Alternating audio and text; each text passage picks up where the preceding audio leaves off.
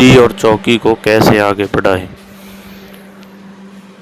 जय श्री महाकाल, जय बाबा भैरवनाथ। तो आज मैं इस टॉपिक पे बात लेके आया हूँ, अपनी गद्दी और चौकी को कैसे आगे बढ़ाएं।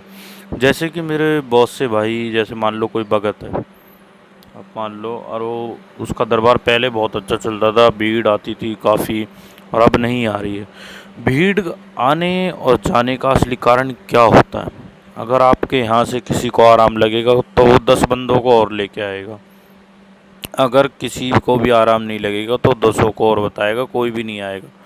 असली भीड़ का कारण ये है। और आराम लगे कैसे, या पहले सबको हाथ धरते थे लग जाता था, अब नहीं लगता है, उसका कारण मैं आपको बताता हूँ।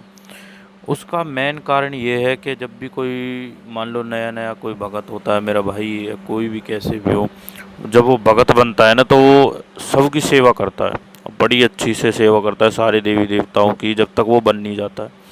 हवन भी करता है, अग्यारी पे भोग भी देता है, सारे काम वो करता है। परंतु जब उसके बाद वो बन जाता है ना, थोड़ी सा अहंकार आ जाता है, सभी में आ जाता है। शक्तियों की देखो माया ही ऐसी है, रावण जैसे भक्तों में अहंकार आ गया था, तो हम तुम है कौन। तो हम उनकी पूजा पाठ करना छोड़ देते हैं, या तो काम में बिजी लगा लो। मान लो जैसे हमें कोई उतारा किसी के घर जाना पड़ गया, उसमें बिजी लगा लो, या कैसे भी, तो हम बहुत बिजी होने लग जाते हैं। पर इसका एक समाधान और है। जैसे कि हमें करना क्या चाहिए, मान लो हमने जैसे सुबह चौकी लगानी है, अब मैं बात कर रहा हूँ चौकी की।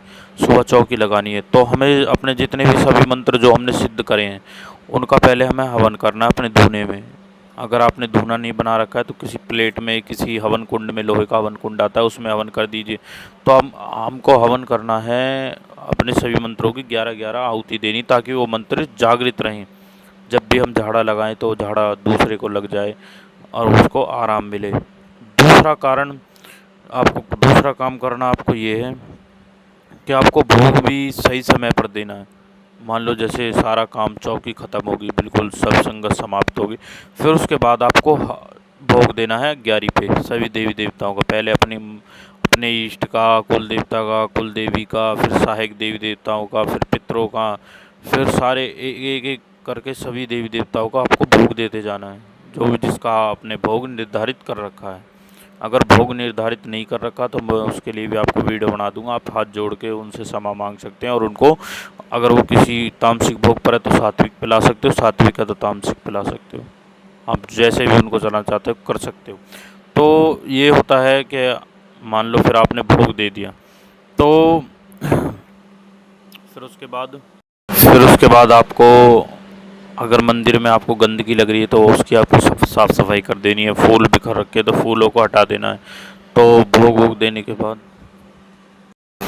फिर उसके बाद उसको हटा देना है। फिर भोग वोग देने के बाद आपको करना ये है, तो फिर उसके बाद आपको करना ये है कि अपने, मान लो आपको फिर कहीं पर जैसे जाना है तो उनका उतारा वगैरह करके आना है।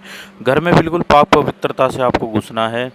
अब ये आप जान लीजिए कि अगर आप किसी भी देवी देवता की पूजा करें, मान लो माता काली है, बाबा भैरवनाथ है, तो वो उनके आपको दूत आपको कार्य करेंगे। ये ना तो आप बता सकते हो, ना ही आपका गुरु बता सकता कि आप उनके कौन से दूत आपके साथ चल रहे हैं, कोई नहीं बता सकता। ये तो आपको पहचानना पड़ता है खुद से ही।